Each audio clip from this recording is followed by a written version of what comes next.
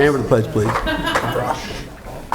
Pledge allegiance. To the flag of the United States of America and to the republic for which it stands, one nation, under God, indivisible, with liberty and justice for all.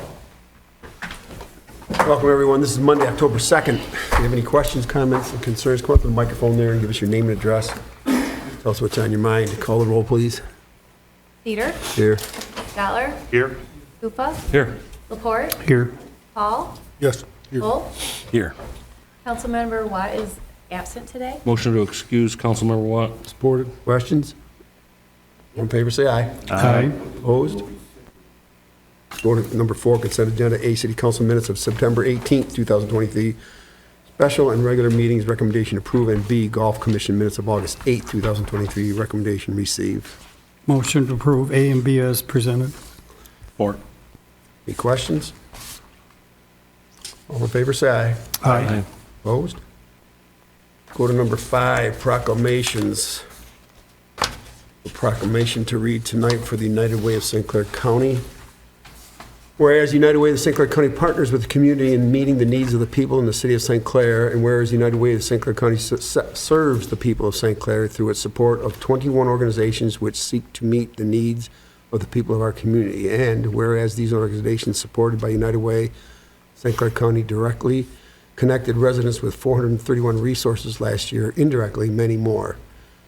Monies contributed to the United Way of St. Clair County by residents and businesses staying in St. Clair County and are expended under the direction of the Board of Directors made up of local volunteers.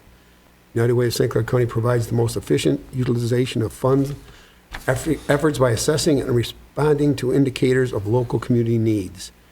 Therefore, be it resolved by the City of St. Clair designate fall of 2023 as United Way of St. Clair County Month in the City of St. Clair, and be it further resolved that the City of St. Clair Council urges people and businesses of St. Clair to support the financial campaign of the United Way of St. Clair County to its fullest extent possible. Be it further resolved that the City of St. Clair Council, on behalf of the people of St. Clair, expresses appreciation to the volunteers, including the Board of Directors of the United Way of St. Clair County and of the organizations it supports, for their generous contributions of time and energy to these agencies which seek to enrich the lives of people in this great county. Proclaimed here by Mayor Bill Suter Jr. Fall of 2023 is designated as United Way Month. Thank you. Rule number 6, ordinance introduction 2023-4, cats. Mr. Downey. Thank you, Your Honor.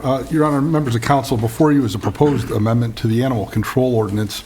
As observed by the code enforcement officer, Mr. Ludenkoff, a great number of the calls he makes concern cats. And our animal control ordinance is really written to address dog issues. So there are two things that the proposed amendment would address. One, in the current ordinance, it puts a limit on the number of dogs that are permitted in a household at 3. We're going to add cats to that as well, so there's going to be that limit applying to cats as well. And secondly, we're adding an Article 3 where one currently does not exist. And that Article 3 will simply mimic the current Article 2 that concerns dogs, but this will enunciate or list cats as the focus of that. So with those two changes, Mr. Ludenkoff thinks that he'll have the tools necessary to address the issues he sees in the community. Mr. Downey, does Section 10-38 penalty for violations of article apply to dogs and cats, or is that only in the cats section? No, that's an exact replica of what's in the dogs ordinance as well. So is there anything for multiple infractions that this only says under the first offense under this article? Is there anything written in the code for multiple infractions? There's not. It's the same. So it's the same penalty 90 each days time. and or $500, correct. Can someone possess 3 cats and 3 dogs? I think the answer is yes. Mm-hmm.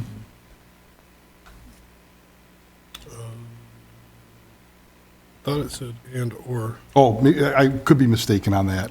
So it says more than 3 dogs and or cats. Yeah, it would be a total of 3 More then. than- I'm corrected on that. Total of 3. Yes. Ooh.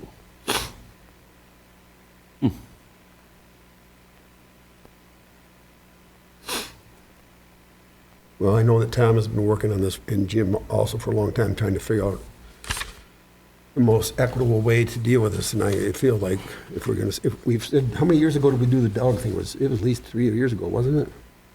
A while ago. Yeah. However, this is the first time you're putting a number on either dogs or cats? No, There currently was there's a number for dogs. We're just mimicking the dog ordinance dog to number apply is to the 3 cats as also. well. If we wanted to make changes to this, when would that be applicable? I'm sorry? When would we make changes to this if we wanted to? I'm not sure I follow. Like, I don't like the idea of up to 3 cats and dogs. I would think 3 cats and 3 dogs would be okay. So you're saying have both cats and dogs? Yeah, if someone wanted to, You're saying setting the limit to 6. well, no, setting the limit to 3 dogs and 3 cats for a total of 6 Total of animals. 6 animals. Yeah, which I know is not too hard to keep up. Well, When I had 2 cats and 2 dogs, the cats almost didn't exist. I kind of agree with Mitch. I think we're not looking, the people that have 3 dogs or 4 cats aren't so much the problem as the people that have 20 cats. Right. So if somebody has a pair of dogs and a pair of cats, I think that's not abnormal or Not at all. or necessarily a nuisance or, I kind of feel like by saying 3 plus 3, if anybody has that, I don't want to upset. I just know there's a lot of people out there that have more than 3 animals that take care of their animals. That isn't over the top with their animals, if that makes any sense. And I don't want to be creating some sort of limit to that if people are responsibly keeping care of their animals.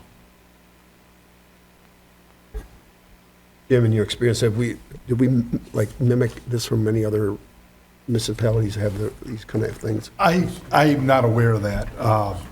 The only duplication is simply internal. From the current dog ordinance, we've just applied it to cats as well. So are the majority of the calls that are called in that are regarding cats, are they for feral cats? Or are they for cats that are just outside that belong to a home? You know, that's kind of my question here. Are we chasing something that isn't really a problem? If it's feral cats, this isn't going to really do anything about feral cats. Mm-hmm. And so the number is I agree, it feels a little arbitrary to just say 3 and the and/or. I kind of agree, Mitch. I think people can have more pets and totally take care of them, so I'm skeptical of that. So would striking the /or correct that problem? 3 dogs. And cats?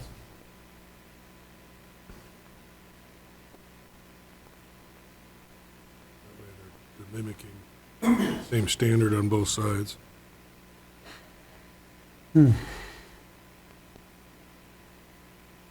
Well, this is the introduction. We can slash the or, and we certainly can between now and the next meeting if we need to. I think if there were a motion to amend, we could just change it, and then on the second reading, when it's up for adoption, we could have a new clean version that would reflect that it would be a total of 6. Have we heard anything from any of the public or?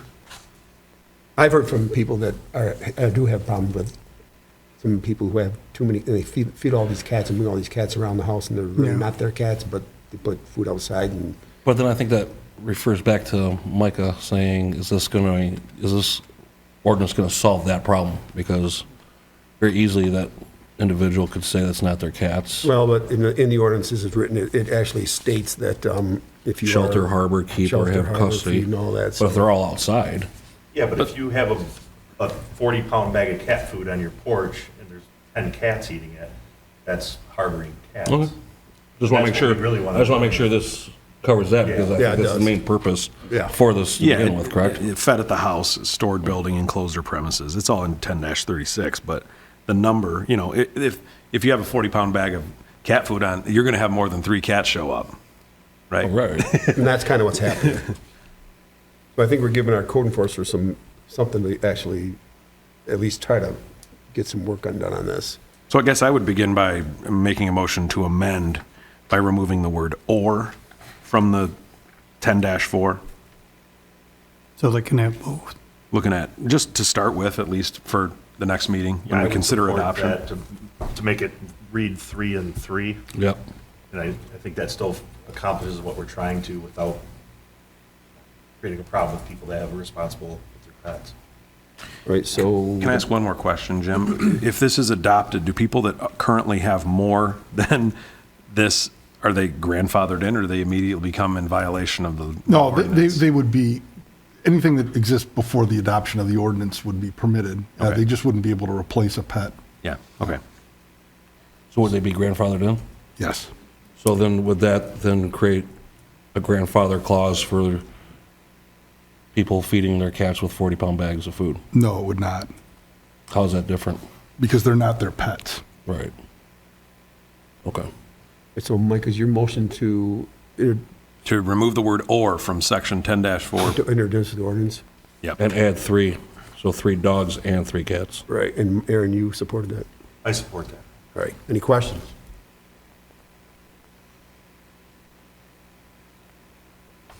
Does your cat have to be on a leash? Question, let me get this question first, Bill. Bill Clement, 1374 South Riverside. How you can determine that the cat, my dog has to be, I have to be registered with the county, and the county knows I have a dog because he has a registration. How would you determine, how could you tell me that them 3 cats in front of my house are my cats, if a cat don't have to have a license? I mean, wouldn't we trust the homeowner in that situation? Well, I'm just saying, if the code enforcer comes to my house and says, Mr. Kleeman, you have 4 cats in your yard, what proof does he have that they're my cats or anybody's cats? I mean, if he calls animal control and they come to pick up the cats, are you going to stop them? Well, I'm If they're just your saying, cats, how- you probably are. If they're not, you why probably why not. would he have the right to call kennel control other than the ordinance says I only can have 3 cats? I'm just saying, how you can determine if a homeowner or a person has 3 cats if their cats don't have to be licensed? You don't need a license with a cat like you do a dog. So how, if you come to my house and say, Mr. Clem, you have 4 cats, I'm going to say, wait a minute, they're not all my cats. How's the city going to prove to me that they're my cats? Other than I have a 30-pound bag of cat food on my porch. That's not legit. You know what I'm saying? Maybe you should make the people license their cats in the city. Then that way you know who has cats, who doesn't have. I don't have a cat. And I like cats, but to tell somebody, just come up their house and say, you can't have 4 cats because we think you have 4 cats. That's my question. How are you going to enforce it when you don't know I mean, who owns again, the cats? the thing I'm saying is that anyone that keeps 4 cats in their home and feeds them and takes care of them, the city is realistically never going to know about it, are they? That's exactly But when right. those cats are running free and not taken care of or being fed on But a porch, because if they come to my house to eat, that don't make it my cat. so are you going to? Why would you feed other people's cats? Well, I'm just saying, why wouldn't you? Because you don't want to see a poor cat go without food. How do you determine that they're my cats? Just because I feed them? They're my I mean, cats? yeah, in this The rule situation, says yes, you can't that's feed what or the law harbor more than says. 3 cats. So if you're feeding. I would think that would be more- shelter or harboring. So, Yeah. so the code enforcer can come to my house and say, there's 4 cats eating out of your bowl. You're in violation of the ordinance. Is that what you're telling me? Yeah, Yeah, you would be if you, in your house, if he happened to If I come into put your house with a search if I warrant. put some cat food out for my three cats and a stray cat comes eat out of it, I'm in violation of the ordinance? If you let stray cats in your house, you would be. No, we're not talking in my house. We're talking outside my house. I would recommend feeding your cats in your house. Well, that's not the discussion. We just had discussion was if we had Or 30 pounds identify of your cat 3 food on cats my and porch. let them know which one's a stray. But pardon me? Identify your 3 cats and let them know. Well, which that's what one's I'm a stray. saying. Well, maybe we should register them with the city. How do you identify, how did the city identify my cats? we're going to rely on the homeowner for that, Bill, that you're going to Okay. identify your own cats. But if you come to my house and say, Mr. Clayman, you have 4 cats, I'm going to say, wait a minute. Prove me wrong. What's the city, how's the code enforcer going to prove me wrong? Not gonna be able, Because I'm feeding 4 cats? I'm just saying, you guys need to maybe look into it because I understand there might be a problem with it, but there's people out there that likes cats. I don't own one. I have a dog, I and my understand dog the is. issue regarding if there was a fine to be imposed. So, How can you prove there is? Hold on, Mr. Paul. So if there's 4 cats eating out of your dumpster at the mall, does that make you in violation of the new ordinance? We would ask Exactly for right. them to be removed. Huh? We would ask them to be removed. But if the code enforcement come to the St. Clair Plaza and said, wait a minute, you have 6, 7 cats eating out of your dumpster, you're feeding them. That puts you And our as the mall answer would be, association. please have them removed. Who? The city would ask you to remove them? I'm just saying, it's, you guys are on a slippery slope on who owns the cats, who don't own the cats. Until you can determine who actually owns the cats, how can you tell somebody that they own it? That's my question. Thank you, Bill. And as much as there may be a point to that, I think that we, by moving forward, this doesn't mean we can't tweak this thing at some point wherever we've tried it. But I do think that there is an issue out there that we need to start addressing, at least try to. So the motion is made, support, or any other questions? So you can let your cat run loose at night, like, you can't let your dog run unless he's on a leash. You can let your cat out at night and yell all night and come home? Or what? I think you can. I don't think that's permitted. No, it's not permitted, no. Gotta have, you just duplicated the dog ordinance, the dog has to be on a leash. Duplicated it for cat. Anybody else? All right, call the roll, please. Laporte, Yes. Hall, Yes. Foltz, Yes. Scholar, Yes. Kufa, Yes. Cedar. Yes, Ordinance adopted. thank you. Or introduced. Thank you. Board's Administration, Mr. Bishop, what do you got? I have a few updates this morning about the city projects. I'll start with the announcement that the 2023 road projects I'm having scheduled to be completed, and they are in the books. We have received our final invoices. We're just waiting now for the final punch list from the inspectors and contractors. I want to make sure that there's no loose ends before we send out the final payments, and making sure everything has been done as promised. As you recognize today, you might have saw that gravel was placed on Kearney Drive. That was a punch list item that needed to be taken care of before final payment. And that is along, as you notice, the shoulder, when it rained or the ground was soft, you'd see the mailbox carrier, what's the word I'm looking for here? A mail carrier, thank you, that's the word.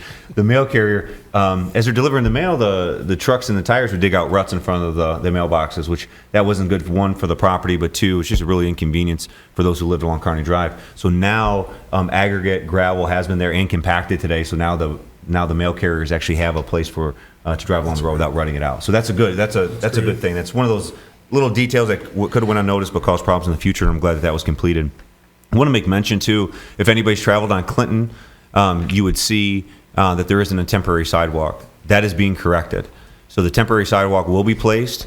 We talked with Ryan Kern from AEW. Not only does he have numbers, but we're moving forward with those numbers.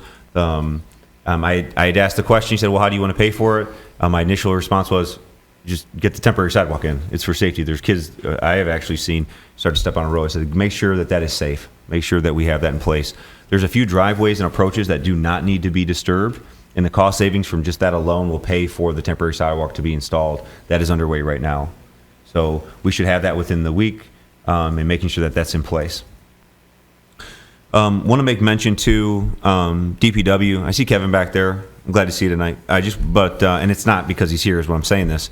I want to make mention from the DPW, specifically on South Riverside Drive. Part of our sidewalk program is in place, and the sidewalks on South Riverside Drive, they look immaculate. They did an excellent job, great construction. It was timely, it was clean. No calls in saying that they did a poor job. I think that goes a long way to show what the DPW is doing on top of everything else that they're gearing up for. Right, the leaves are going to be falling soon. We're going to be street sweeping pretty soon. We're doing crack sealing. There's a lot going on as we transition seasons. So hats off to the DPW for the good work that they've been doing. Last Friday, also wanted to make notice, St. Clair's Police Department, they responded to a call, and that call was very intense in nature. And there was the state police, there was the county, and there was our local police departments that were involved. And I had an opportunity to watch the body cam footage from Sergeant Patchett, and I just want to say, like, in situations like that where there's firearms involved, Sergeant Patchett displayed a very cool, calm, and collected demeanor. He said, even though your heart's pumping 200 miles an hour, it was how he was able to be a professional in very, very stressful, intense situations. And he was because of his training and the type of person he is, he was allowed to remained cool, calm, and collected, and no serious action was needed. The hat goes off to situations like that maybe people don't know the full story and how it came about, but I can absolutely say if not for Sergeant Patchett being who he was in the moment when it needed the most, it could have went a different way. Thank God that it didn't. Yeah. So hats off Sergeant Patchett. Last but not least, I want to just wrap up by saying I was tasked with coming to this council with recommendations for the use of ARPA. The packet that was in front of you on the dais today, this is an overview of the program of the American Rescue Plan Act. Essentially, there's 5 key areas in which money can be spent. I'll briefly go over the 5, and I'll zero in on what I believe should be our investment. First, recipients may use the funds to replace lost public sector revenue. That's simply just stating you need to be able to determine if you have lost money as a government, not to exceed $10 million. If you choose that route, you can then say we have lost money, and then those monies can be spent on general government services of any kind. It's the most widely used and generic form of use because its application is wide-ranging. Eligible activities for government services is very wide, right? And there's a lot of options. So a lot of communities chose that route. Another one is to support the COVID-19 public health and economic response. These would use funds for services and capital expenditures to respond to public health and negative economic impacts of the pandemic. That's a very wide range of eligible uses. You can assist households, you can assist job training programs, food, rent, mortgages. Those are very specific uses, and you needed very targeted programs to see who's eligible and ineligible for that. That is not a recommended use. One, because we have not put any real plan in place to address those types of specific business programs, or those types of programs, which includes businesses and households. Another one is to provide premium pay for eligible workers performing essential work. This is another widely used program. This is essentially saying those professions that had to work during the pandemic could receive through these funds pay, and we saw that. This is something found actually in a lot of governments. Those who had to come to work every day and under a lot of circumstances, they received some type of pay at the end of the year or during the middle of the year, whenever the community decided to disperse those payments. It's not uncommon. It's actually, if you look into communities who used ARPA funds, some sort of pay towards employees during that time was a standard use. Another eligible expense is water and sewer and broadband infrastructure. This is the stuff that's not seen, but is vital to keep municipalities afloat. That's why they align themselves with the Drinking Water State Revolving Loan Funds and the Clean Water Acts.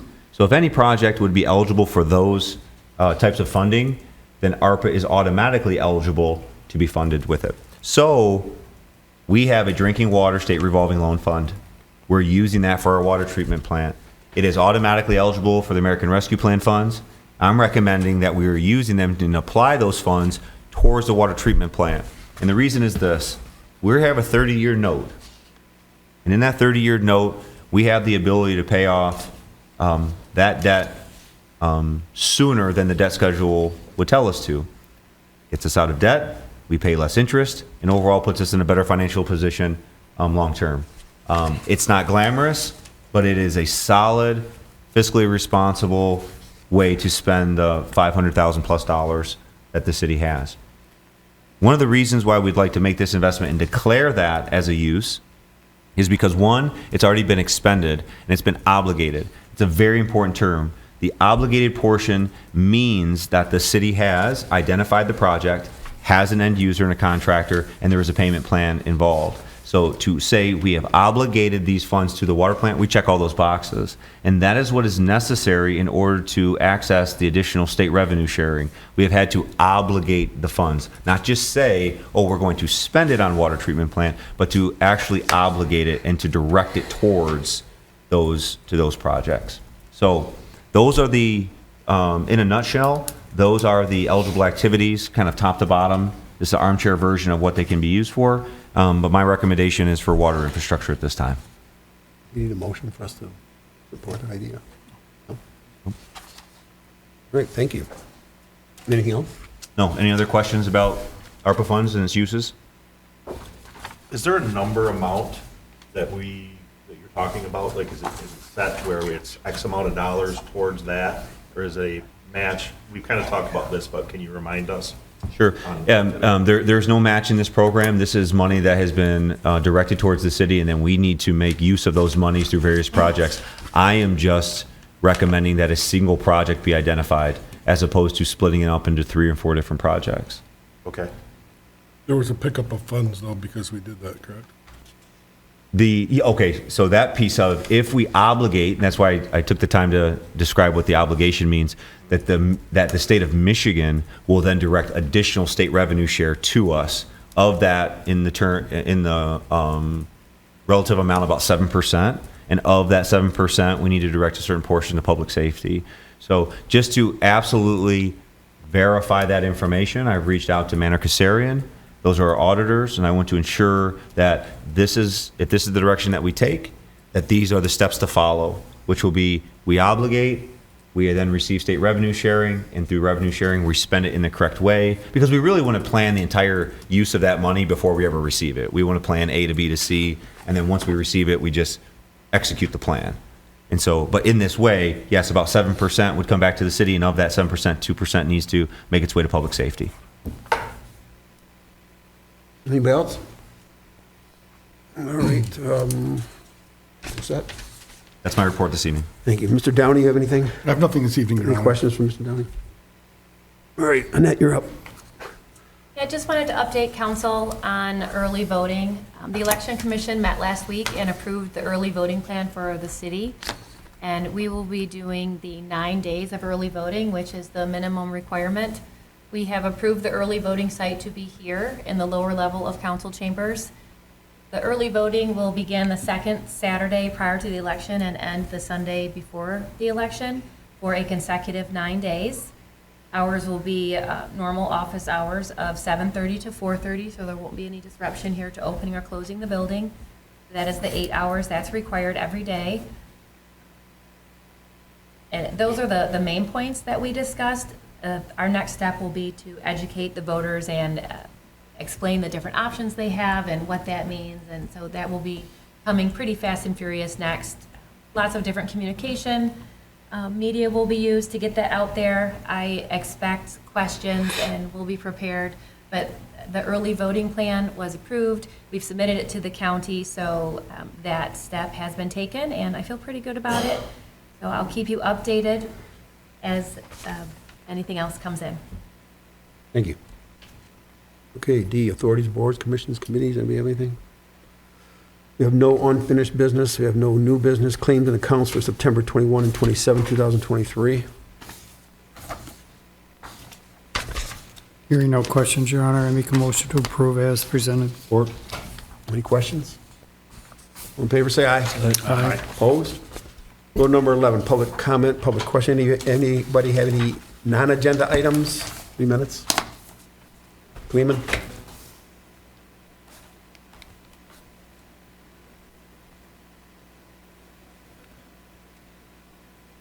Still claiming 1374 South Riverside. Quentin, did you say that all our road projects are now done? Yes. Okay. Pine Street between 9th and 8th, was that on our list for this year? Not in the original list, no. It was an add-on. Okay, why was it added on? It was added on because at the time that they were taking care of the streets adjacent to it, they had noticed that the street was in a failed condition, and that they were able to add that street on because the equipment was there and it was readily available. It didn't have nothing to do with the washout that was created by the rain we had? Oh, well, that and, I mean, 8th Street, sitting near the No, end it of was Hugo Pine and Street Jackson. between 9th and 8th. No, I know what you're saying. That's a continuous problem, having that washout area, but no, that wasn't the main source. Okay. We did the same thing off of J Street. There was a major public safety issue because if you come down 4th and you look at the J, there's a washout and breakout of the road, and it was 6 inches deep, and you're having kids come by and they're taking headers in this. Now, that wasn't part of the plan either, but that was important because as we looked at that road and said, that is going to be a hazard, and that's going to be our fault if we don't do anything with it. And coal patch wouldn't take. That hole was deep enough where that's not going to take. Clinton, Pine Street was a stone street between 9th and 8th. We paved it. would come down 9th Street and turn down Pine and ran down the 8th. That was a gravel street. And my question is, did we pave it because of the washout that we had during the heavy rain? No, that conversation, the washout had nothing to do with it because those streets were scheduled, I believe, before the washout. Pine Street was on the schedule to be paved then? No. No?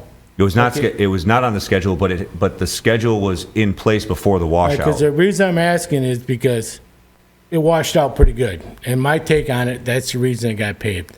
And I've been asking about Oak Street for 7, 8, 9 years, before I was on council, while I was on council, and after I was on council, that Oak Street does the same thing from Gulf Street to South Riverside, in the corner of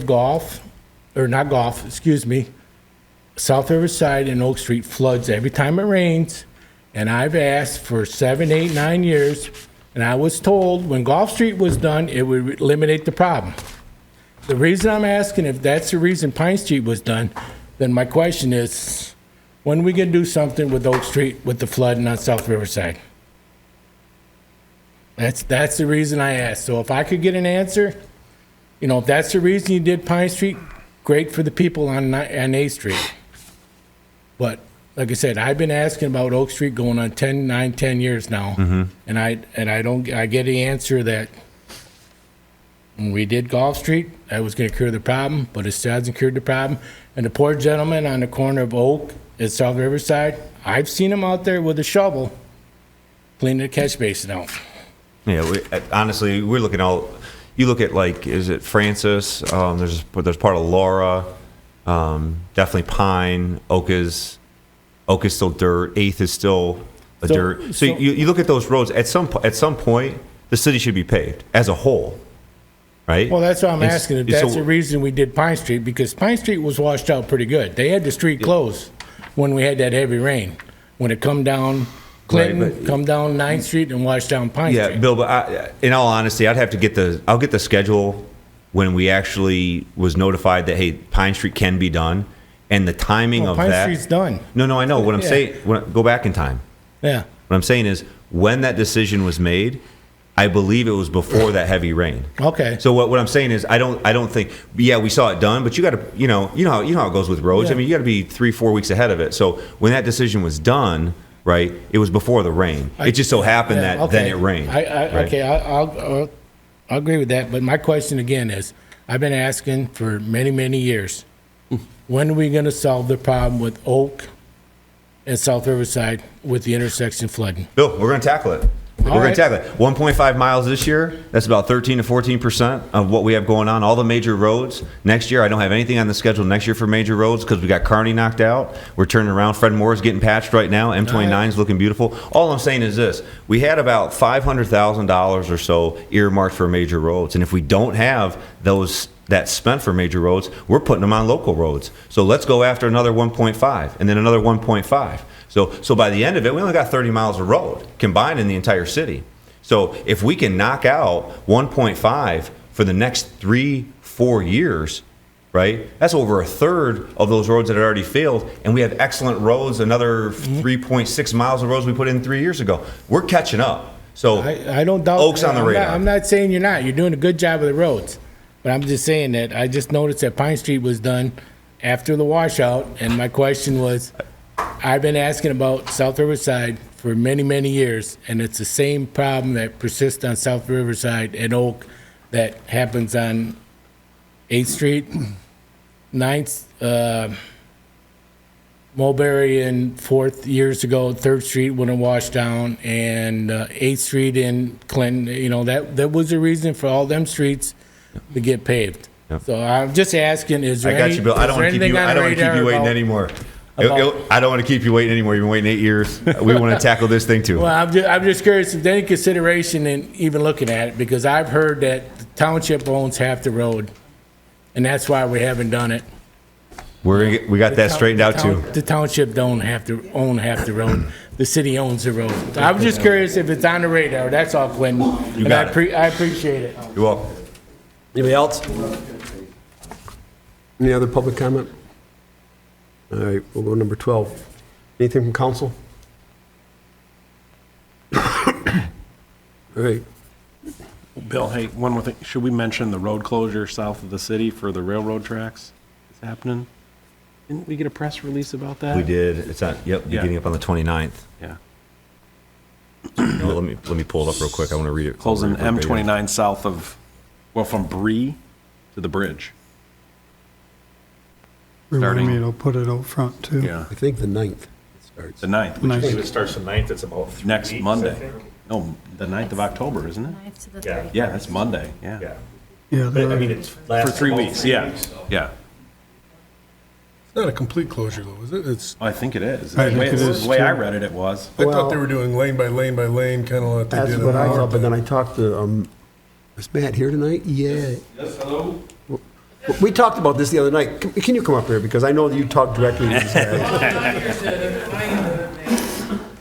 Ladies and gentlemen, this is Matt. Hi, I'm Matt Landshoot. Yeah, so there was a press release from MDOT that one of our superintendents at the plant, Lee Westrick, intercepted, and it said it was going to be closed from Bree to the railroad tracks. That got our attention in a big way. He immediately jumped into action and made a few phone calls. And so as I understand it, there will be single lane closures all the way down to Bree. Don't know what that schedule looks like, but close at the railroad tracks, and then you will be able to go up to the plant or where on the, I guess it'd be the north side, going north in some capacity. I don't know what that looks like, but it really got our attention in a big hurry, the press release, and we made some phone calls, and Lee's got a lot of contacts with MDOT for that and other things, and doesn't sound like that's quite true what we read. I hope that helps. Yeah. I hope you're right. I hope I'm right too. I didn't lie to you on purpose. drive around, Thank you. Thank you. drive around Thanks, through Matt. Beavers or, Oh, I don't know, their trucks. yeah. All right, anybody else? Or no, anybody in council? Michael? Hearing nothing else, Your Honor, I make a motion to adjourn. Support. All in favor, say aye. Aye. Opposed? Aye. Have a good night, everyone. Be safe. Thanks for coming.